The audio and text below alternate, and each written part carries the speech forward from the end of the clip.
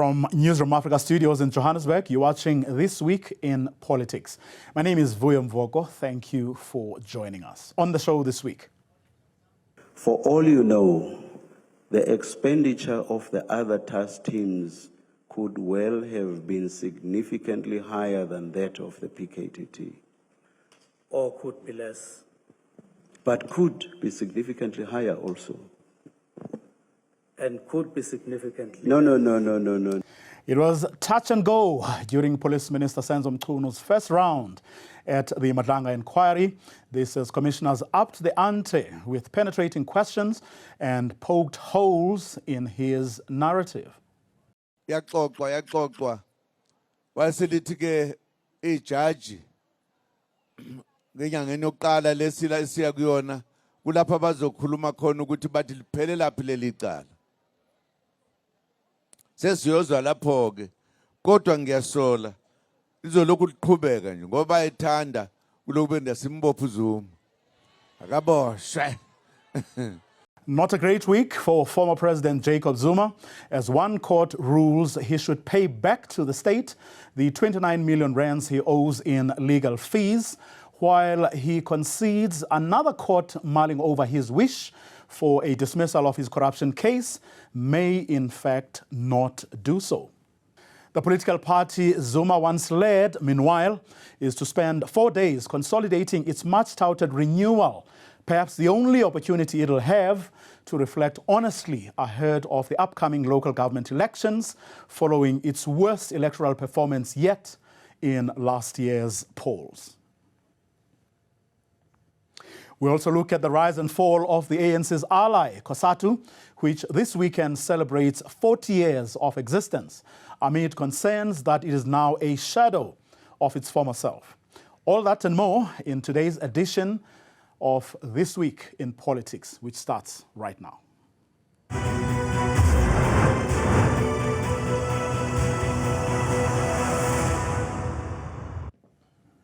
I do want to indicate that through all those positions, public positions that I have had the privilege to occupy, from MEC, Premier, ministerial positions, I have never been accused of corruption, not once.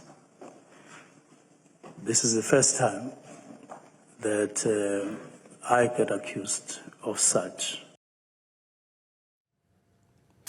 And with that, Senzo Mchunu began his testimony at the Madlanga Commission earlier this week, following a rather lackluster performance a month ago before Parliament's ad hoc committee. Seemingly having his ducks in a row, he began by giving his reasons for his sudden December 2024 decision to immediately disband the political killings task team. Following a day's respite, as the commission had to accommodate another witness, Mchunu returned to the witness stand on Thursday to continue from where he had left off on Tuesday. With top lawyers and top journalists in tow, he still seemed comfortable and in complete control, still narrating his story until the commissioners started asking questions. Did he consult the National Police Commissioner? Who is the person, who is the functionary that would have been best placed to brief you? That's a very simple question, Minister, please. It is the National Commissioner. We all know you did. We all know that you took the decision without asking him to brief you on whether the PKTD should be disbanded. Is that correct? That is correct. Now, if he was the person best placed to brief you, why did you not ask him to brief you? Now, this decision, as I say, flows from the 29th, when I finally took the break. 29, 30, 31, I write. 29, when you finally did what? 29 December. When you finally did what? When I finally took the break to reflect on what we had been doing all the time. So I reflect on the 28th, I reflect on the 30th, and I say, let me issue this directive, and then we will start engaging after. And in the meantime, there would then be space for all of us to engage. If it comes to a point where we have to review the decision through the preliminary report or something else, that I would be prepared to do. If you were open to a review, what was the big rush? Pardon? If you were open to a possible review which could have resulted in the reversal of the decision, what was the big rush? You say 29, 30, 31, you decide. What was the big rush? What was the big rush, Minister? The rush, Yes. if I could use your words, Commissioner, was to give an indication that what was supposed to have happened before and the wrongs that were going on in terms of budgeting and so on, let us discuss those at the beginning of the year, but the decision is being taken that we disband, and so that we now focus on the decision, whether we agree, all of us, on this, or we don't agree, it would be fine. I was flexible and I was open to that decision, but don't postpone taking a decision at the time that you think you need to take a decision. You say the PKTT expenditure could not be justified. Did you compare it with the expenditure of other task teams? No, we were dealing with the overall allocation of the budget, and I only complained about the management, the way we were managing the budget and allocating it. I did talk about less expenditure on detectives, less expenditure on other enablers. So it was not necessarily to be confined to a particular task team. It was spread in the whole organization to say we are not allocating the resources correctly here and here. Minister, you have said the expenditure of the PKTT was not justified. I'm asking you a simple question. Did you compare that expenditure with the expenditure of other task teams? It's a simple question. Did you or did you not? No, I didn't compare it Thank with you. other task teams, but I do want to say the reason to remove the police inspectorate was exactly the same as that of the task team, the National Political Killings Task Team. So, Minister, for all you know, the expenditure of other task teams could well have been significantly higher than that of the PKTT. Come again? For all you know, the expenditure of the other task teams could well have been significantly higher than that of the PKTT. Or could be less. But could be significantly higher also.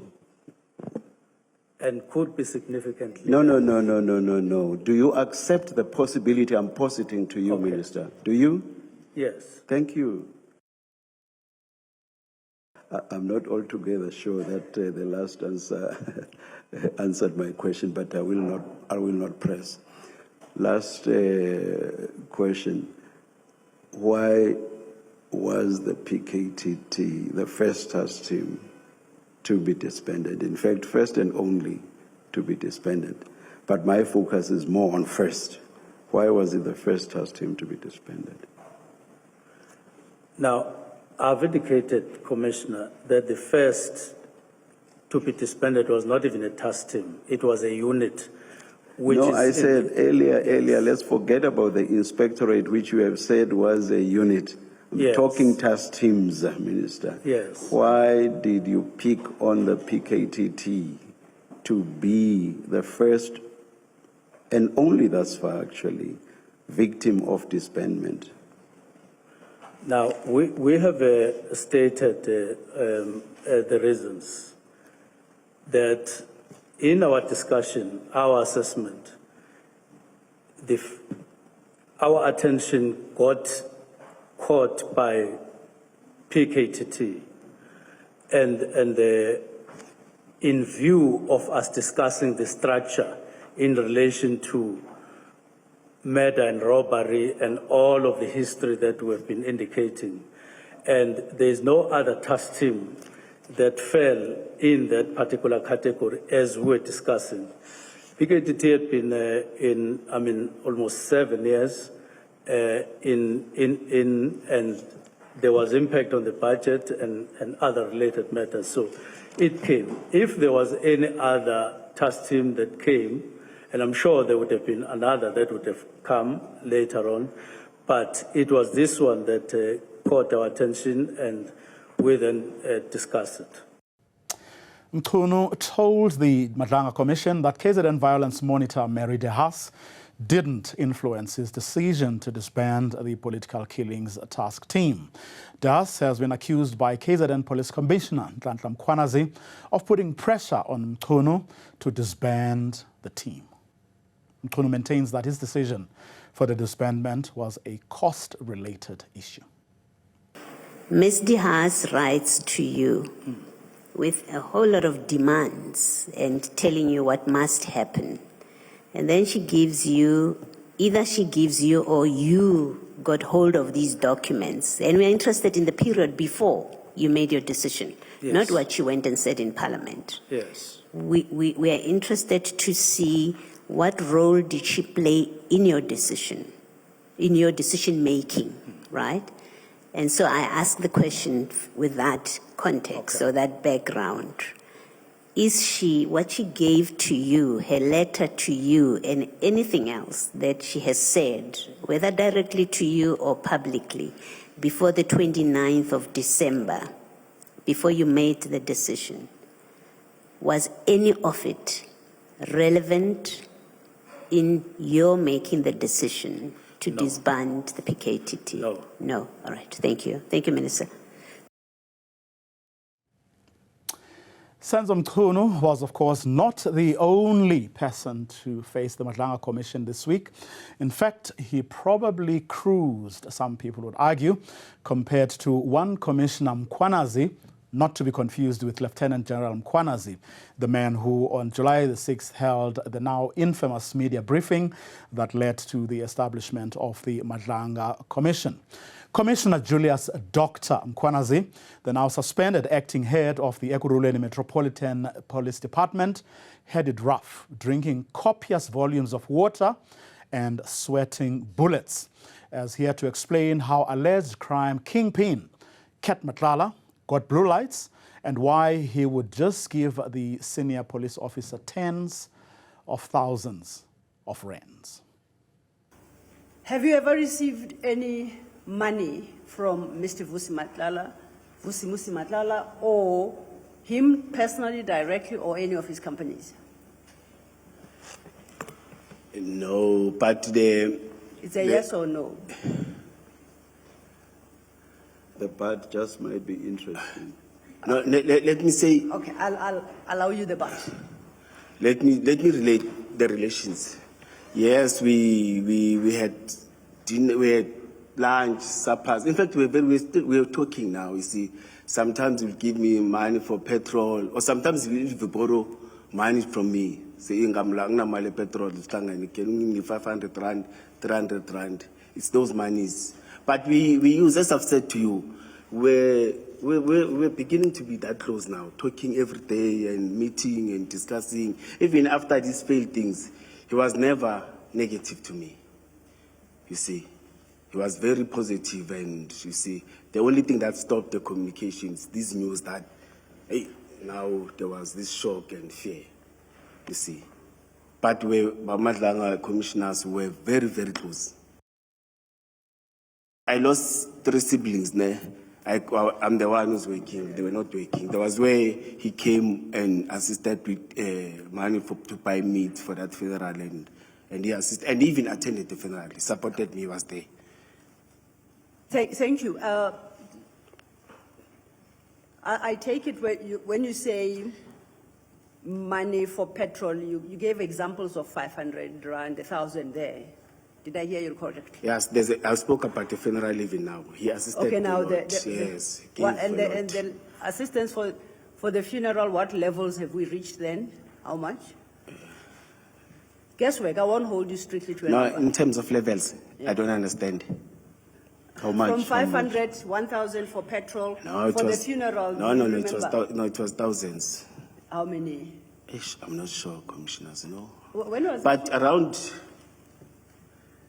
2020, I was suspended 2023, around this 2023, 2022 there. I don't remember, but I lost, it was the period of, but it was within a year, 6 months, I lost siblings like this, yes. So it was following your suspension or before your suspension? I'm trying to find a time slot. Before and after. Before and after. Yes, I lost siblings there.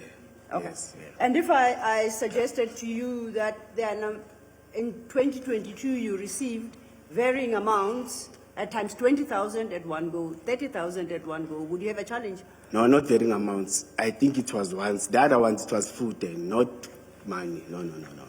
I'm going to... Let's say it may be 20 or 50 there, yeah.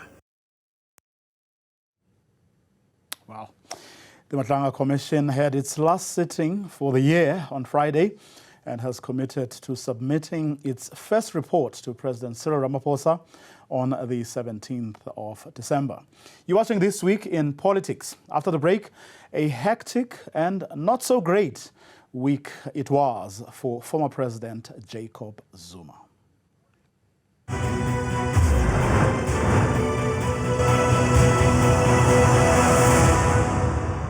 Please assist me with relieving the members who are in this house who are not serious about this sitting to take their leave. We are raising a point of order. You're not fair. We want allowing you. That's what we are allowing you. No member of man is a public. Honorable members, We want the man from the house. No, all we are Speaker, asking we leave the house. bring back the money. Why are we getting thrown out? That money, Nkandla money must be paid. You can't hide behind presidency. Honorable members. Familiar sights and sounds during the latter years of his presidency. And this week, Jacob Zuma was ordered to pay back some money, and lots of it. This after the Gauteng High Court refused the former president leave to appeal a 28.9 million rand legal fees judgment, which has to do with costs he incurred during the years he was in the employ of the state, but for private cases. In October, the court ruled that he must pay his own private legal costs, failing which the money would come from his presidential pension benefits. Judge Anthony Miller said he was not persuaded that another court would come to a different conclusion. The judge reprimanded the former president, saying, to keep the doors of the court open indefinitely to a litigant who refuses to accept the judgment on a particular matter serves no legitimate purpose. All it does is serve to be a drain on scarce judicial resources and to strengthen the view that accountability can be deferred for so long as one has the means to do so. Ordering Zuma to pay costs, the judge said it is destructive of the notion that all are equal before the law and confirmatory of the view that there is far too much law for those who can afford it and far too little for those who cannot. Now, while he was losing in one court, the former president was trying his luck in another, about 500 kilometers away. Accused of corruption alongside French arms manufacturing company Thales, he was at the Pietermaritzburg High Court fighting a National Prosecuting Authority application that seeks to continue with their corruption trial. The state argued that Zuma had employed the Stalingrad tactics for 18 years and has made a mockery of the criminal justice system. Zuma and Thales are facing charges of money laundering, fraud and corruption over an allegedly unscrupulous relationship during his friendship with his former financial advisor, Schabir Shaik, who was convicted of corruption in 2005 and would be the conduit for the controversial 1999 arms deal. Newzroom Afrika's Zolaga Kodashe attended the court proceedings. It's almost 20 years since former President Jacob Zuma was indicted for allegedly using his position as deputy president to accept bribes from French arms company Thales. Zuma is alleged to have been part of an agreement to accept 500,000 rand to shield the foreign company from anti-corruption investigations in 1999. The alleged author of the agreement and later encrypted fax is former director Elaine Tethard, who died in 2022. Thales argues that together with the passing of Pierre Moino, another key witness, deals a fatal blow to their case. They say they would suffer irreparable harm if the trial continues. Who was there when Sheikh was doing that, and who was on behalf of Thales there? Tethard and Monoy. They're not here anymore. Moving on to the specific corruption. The specific corruption is based on a meeting between Mr. Zuma, Mr. Tethard, and Mr. Sheikh to make payment, unlawful payment. They are the persons that can speak about the meeting. Mr. Tethard is no more. The payment, which is the basis for the money laundering, that payment coming from that meeting, the negotiation for the payment was between Mr. Tethard and Mr. Sheikh, though the case was, it was a payment for a very different reason. But on the state's case, it was between Mr. Tethard and Mr. Sheikh. Mr. Tethard is no more. Now, I understand the court's judgment say, well, maybe the legal advisors may assist. If that's the court on appeals finding, we lose. But if they say, can they really assist? Because it would mean for them to assist that, first of all, the facts would show that they were privy to the facts there, briefed on it, maybe, maybe not, but that's not where it stops. Now you must waive the most absolute right that you get, as described by the courts, and that is legal privilege. Thales must waive that now. And they must answer questions, incriminating or not. So the legal advisor will now be forced to incriminate the client. But while alive, Tethard indicated that he had no intention of appearing to testify in South Africa. The state says that the two accused did not indicate when Tethard had the sudden change of heart. It also wants the court to dismiss the party's application for leave to appeal, arguing that the Criminal Procedure Act does not permit appeals in criminal matters which have not yet been finalized. Midstream appeals in criminal matters are generally not allowed. The general rule is that they aren't allowed because they unduly delay trials and may ultimately be irrelevant. For instance, if the accused is acquitted at first instance. One of the implications of this policy is that the trial court should generally not give leave to appeal against its midstream orders. They should be allowed, or such appeals should be allowed only in circumstances, and this is the principle established by the Western Areas case and Delport, and it appears to be common cause at any rate between the state and Charles, that this is a correct statement of the law, in circumstances which are so unusual that the interests of justice require a departure from the general rule against midstream appeals. But Section 35, subsection 3(o) of the Constitution provides that an accused person has a right to a fair trial, which includes the right to appeal to or review by a higher court. No case that he can read, or even legislation, can supersede the Constitution. The Constitution says, my Lord, in section 35.3.0, remember we've dealt with 35.3D and I, now we go to O. Every accused person has a right to a fair trial, which includes the right of appeal to or review by a higher court. Full stop.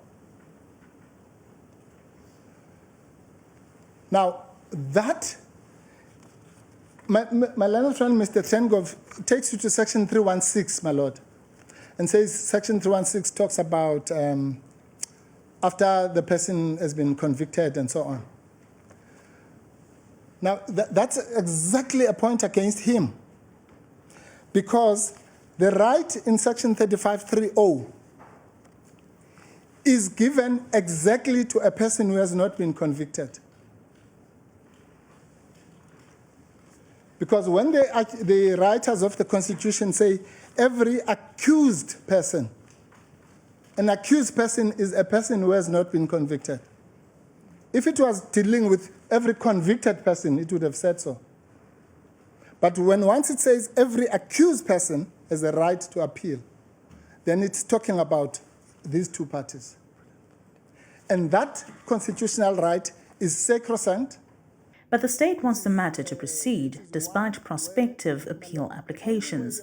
It accuses the former head of state of using Stalingrad tactics to ensure that he doesn't face the might of the justice system. Now, what is now so important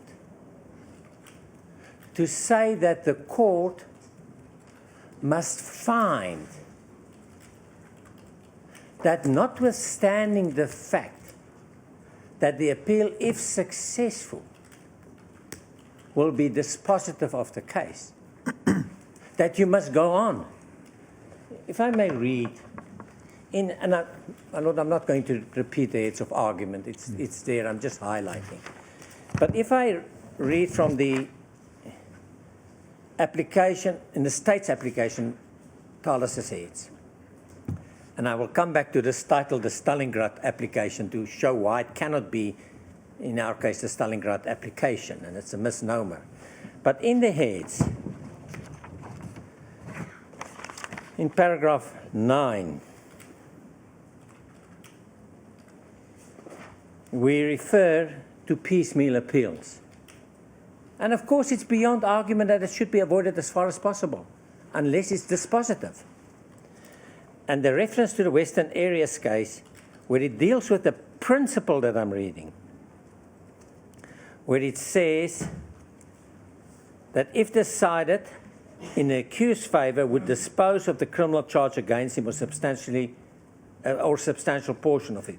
By that example, I understand it would be implied there would be no trial or a substantially shortened trial. And then it goes on in paragraph 27 to say, it is surely not in the interest of justice to submit an accused person to the strain, expense, and restrictions of a lengthy criminal trial, if that can be avoided in appropriate circumstances, by allowing an appeal to be pursued out of the orderly sequence, and so obviating the trial or substantially shortening it.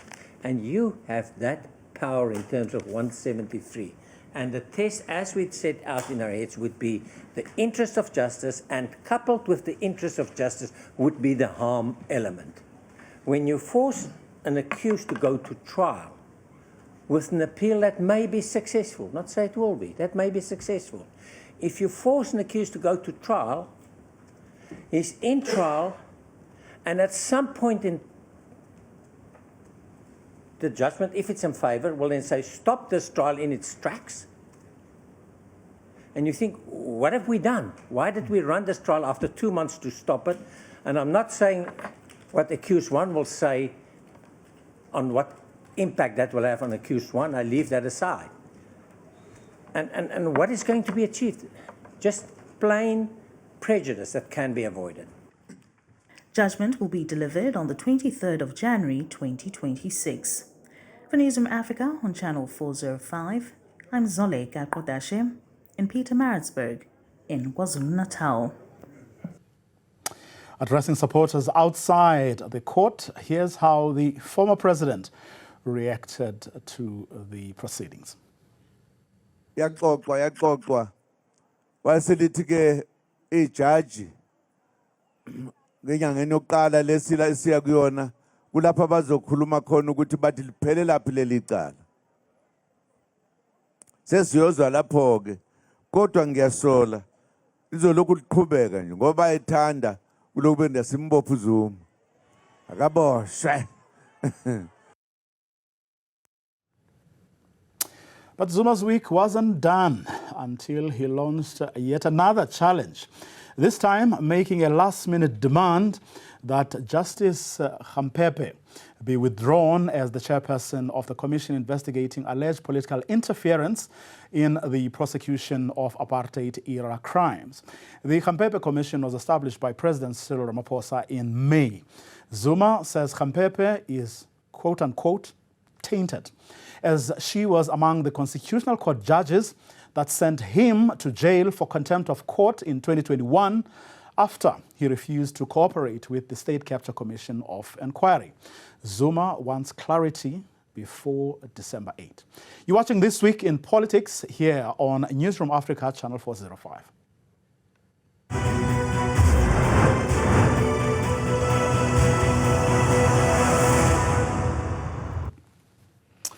The ANC is to spend 4 days next week consolidating its much-touted renewal. Perhaps the only opportunity it'll have to reflect honestly ahead of the upcoming local government elections, following its worst electoral performance yet in last year's poll. The party will be gathering in Birchwood to assess the direction of its national democratic revolution and what needs to be done to achieve a democratic, united, non-racial and non-sexist society. Joining me now is the ANC's head of elections, Mdumiseni Nduli. Thank you very much, Mr. Nduli, for talking to us ahead, of course, of your National General Council meeting next week. I was going through the documents and the base document in particular, which laments the fact that over the years, or shall we say the decades, you've lost significant support among the colored, Indian and white communities, which means that as a party, you have lost your non-racial character. But of course, we know from last year's election that it doesn't end there. The losses have been across the board. Going to your National General Council, what's foremost in the minds of your party members? Well, thank you very much, Vuyo. Let me greet you and the viewers at home.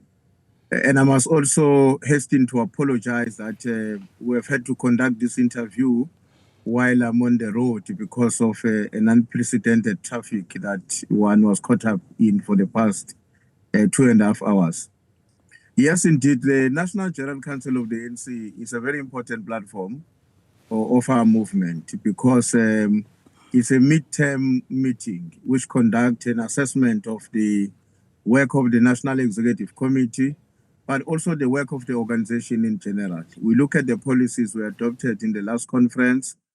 We conduct an assessment in terms of the implementation, whether we are making progress, whether we are succeeding, and where there are obstacles.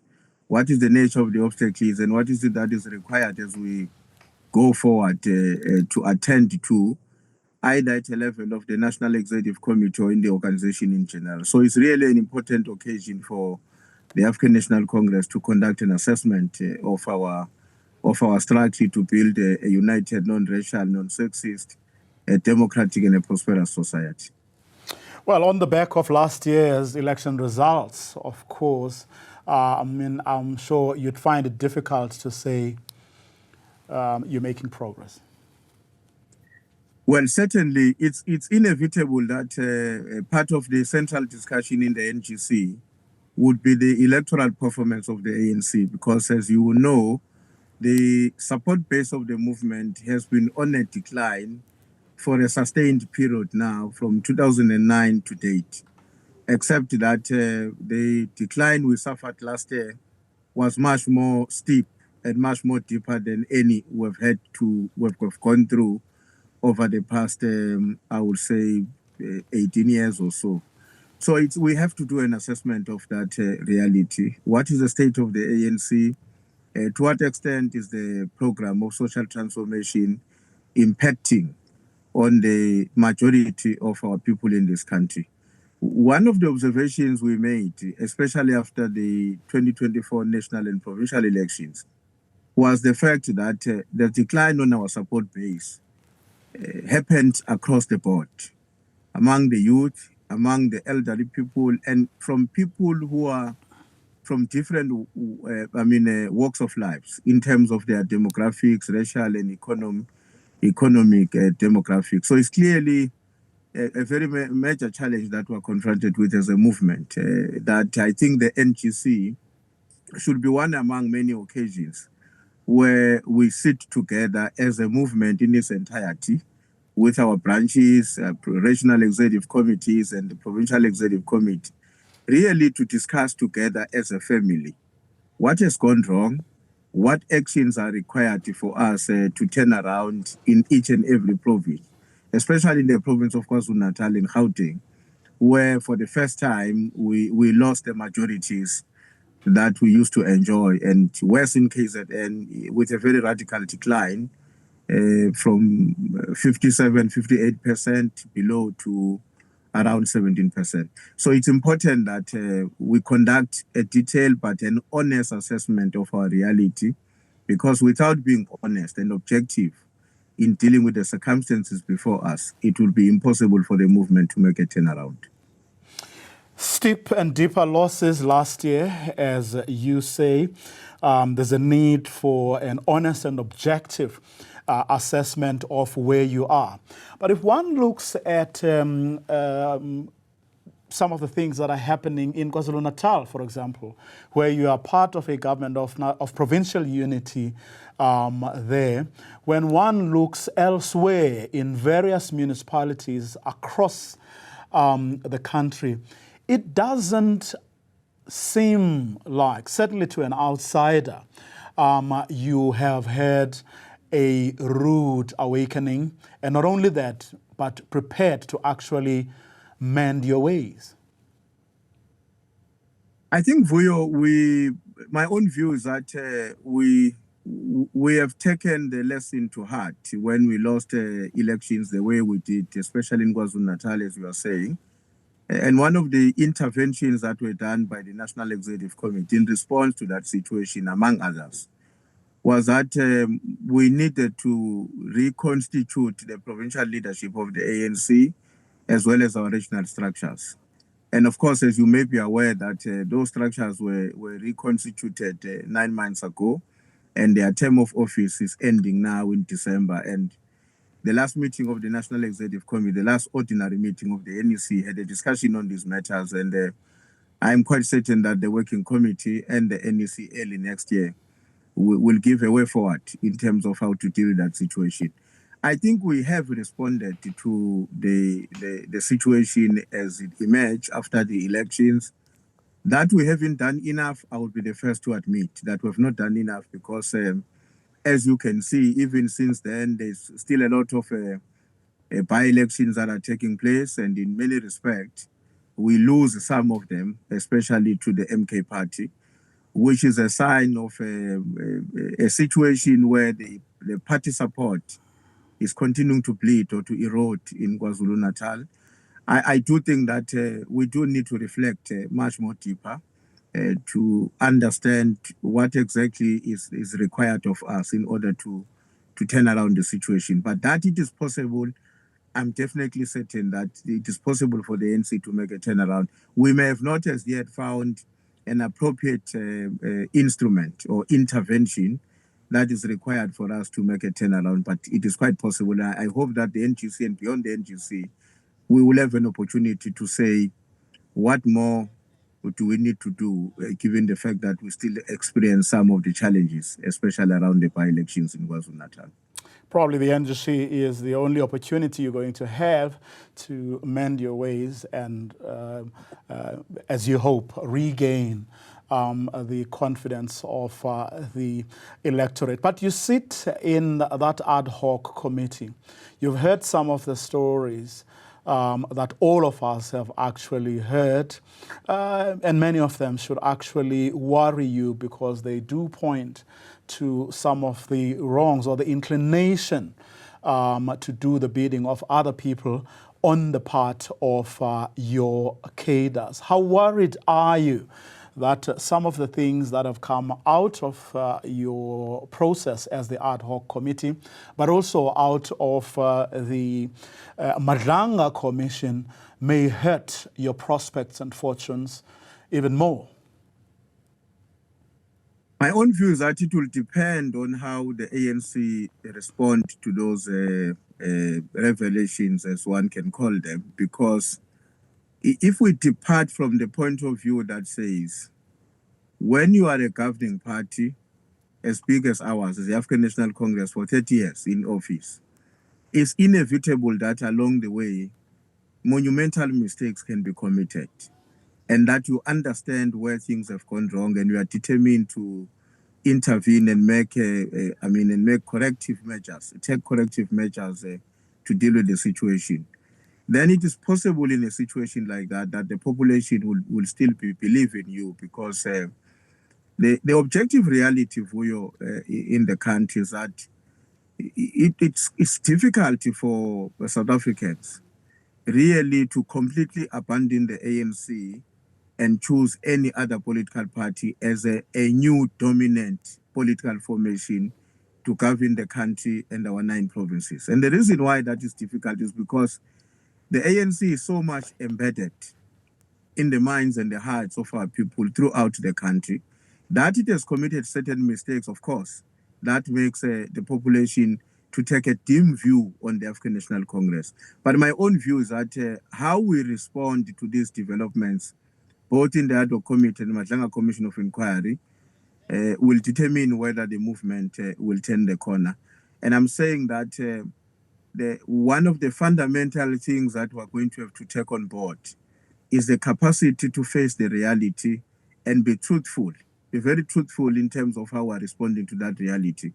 Where mistakes were committed by our own comrades, cadres of our movement, we must be the first to accept that when reports comes out.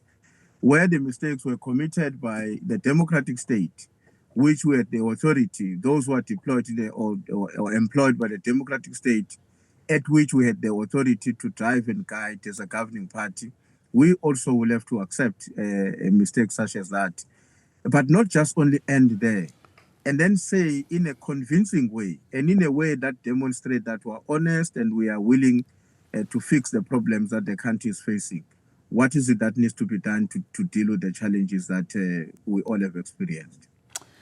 Mr. Nduli, let me thank you very much for your time. He is, of course, the head of the ANC's election desk, but, of course, is also the chief whip of the ANC in Parliament.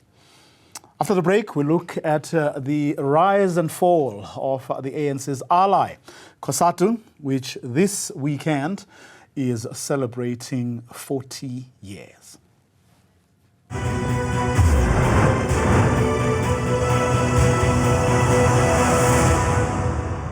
Welcome back. You're watching This Week in Politics. As the ANC focuses on renewal ahead of its National General Council next week, its ally, Cosatu, is celebrating 40 years of its existence amid concerns that the federation is now a shadow of its former self. To reflect on the rise and fall of what was once a mighty federation, I'm joined by one of its former General Secretaries, Jay Naidoo. Thank you very much, Jay, for joining us. Really, really appreciate it. On a weekend like this, what has been going through your mind? I know you did pen a piece as well reflecting on Cosatu's 40-year history, but what is foremost in your mind right now? Well, let me just start off with a tribute to a working class hero, Pops Muhammad, who as an elder passed last night, but his stories and music were the vibration of our movement. Culture was so important in articulating the story of migrant workers, of indigenous people like the Khoisan. And so for me, the celebration of working class history should be a tribute to Pops Muhammad, who was buried today. Secondly, let me just say that Cosatu was not just a federation of trade unions. It was the spine of our democratic struggle. It united workers across race, gender, and industry, and turned the workplace into a front line of liberation. So our power came from solidarity. When workers stood together, apartheid started to crack. And this is what set the historical frame and moral authority for what came later. And so Cosatu was the preparation for political negotiations that led to the transition that birthed democracy in 1994. And I think today, as we look at inequality and the collapse of social cohesion across our country, look at what we just come out of listening.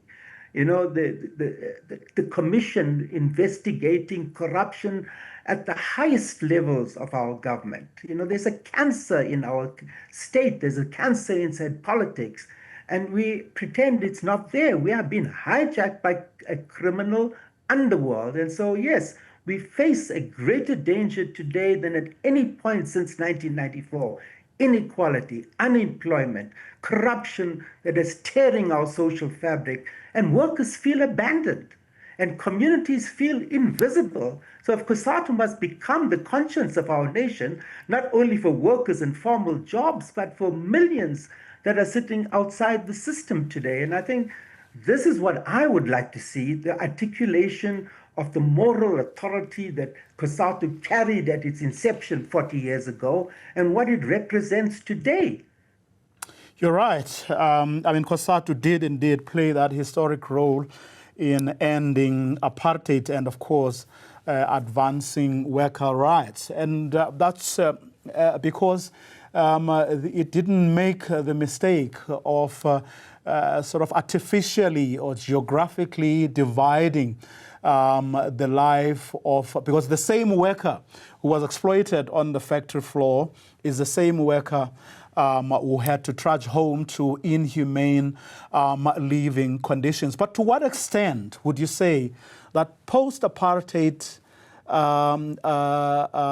perhaps Cosatu should have devised a different strategy, and perhaps among the things it ought to have done would have been or should have been to review its relationship with what was now a ruling class? Absolutely. I mean, when we devised, and I was leading the negotiations with the ANC and the SACP that led to the tripartite allowance. I was representing workers. But we didn't go there saying, yeah, we believe the ANC, we supported Mandela, we believed it had a track record, it embraced trade unionism and socialism.